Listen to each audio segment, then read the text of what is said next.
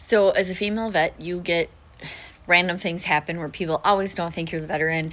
For instance, I would go places with my ex-husband, and he's this big 6 foot something bodybuilder guy, and everybody would immediately think he's the veteran because when I would go sing, I would carry my guitar and it had like veteran stickers all over it. They'd always thank him for his service, and half the time he was carrying the guitar because he did that. So but all this stuff happened. But people have asked, like, what are some of the most memorable things, and this one takes the cake. So I was singing at an event, and I'm gonna kick myself for not remembering the name of the organization. There's the brain damage. This happens all the time. If you're new here, you'll get used to it. I will remember. Oh, it's going to kill me because it's one of my favorite organizations I sing for. Anyway, okay, I digress. Back to the point. So I'm singing at this event. So not only it was a golf outing, and then it was a charity auction, and then I sang on stage for 2 hours. So I sing a lot of military songs, obviously. And so I tell stories about those songs when I sing them. And one of the songs is called I'm Going Anyway. It's about when I left for the military. I sing Hallelujah, and I tell the story about playing at the VA and how it came about and all this. So there's a point to this. I was on that stage for 2 hours in front of the entire everybody who played at the golf outing, who was there for the thing, all of it. The event was to raise money for an organization that I can't remember. I will tag them if I remember.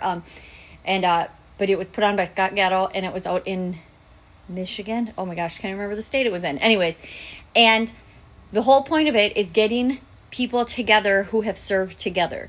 So some people have served with a group, and they you lose touch and you don't see them. And his wife had signed him up to win this trip for veterans, and he got to go on this trip. I think it was bear hunting in Alaska, and they thought it was so cool, and they thought, how cool would that have been to be able to go with my battle buddies that I served with. And so they started an organization for that purpose, that they would take people and reconnect them with people that they served with, so that they could go do these experiences together. So the point is, he was a Marine, so he served with a whole bunch of Marines. So a bunch of Marines were at this event. So I get done singing, and I'm outside, and a bunch of us are sitting at this round table, and I by chance, I mean, we're less common, but I happen to be the only female vet there, and it's all a bunch of Marines, and one of these golfers walks up to the table and goes, hey, sweetheart, want to take a picture with me and all the veterans? And I am used to it. It happens a lot. I will politely correct people, but it's like, I could get mad and angry, but the reality is I don't look like the typical veteran. So most of the time, I'm not a dick about it, whatever. But anyway, he looks at me and he's like, hey, sweetheart, just condescending, hey, sweetheart, will you take a picture with me and the veterans? I swear to God, the whole table, because I had gotten to know these guys for the last 4 or 5 days prior to the actual event, all their chairs go and kind of slide back like, oh, she's going to blow. And I didn't.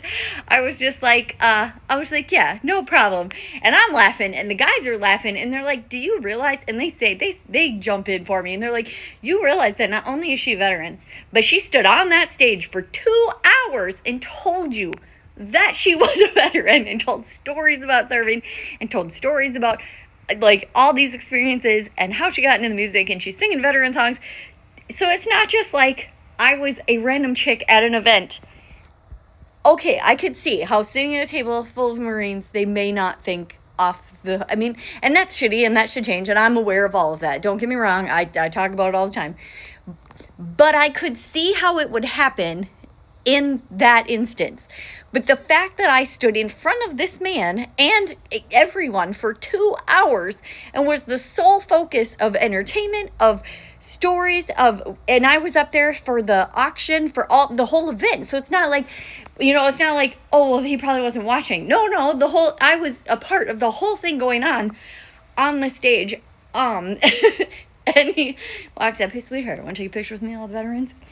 I've never probably laughed so hard at the chair squeaking of all the guys at the table going, sliding back, thinking I was going to just light this man up. And I didn't. I was like, no, I just was like, no problem. And they were like, dude, what is the matter with you?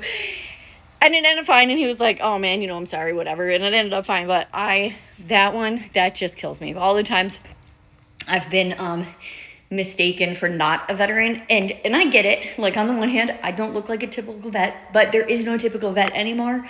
And so people need to stop doing that to the females. I get, but again, it is what it is. They've stereotyped that they look a certain way, and I don't match that. So, but that is my favorite story of when I was mistaken for not a veteran.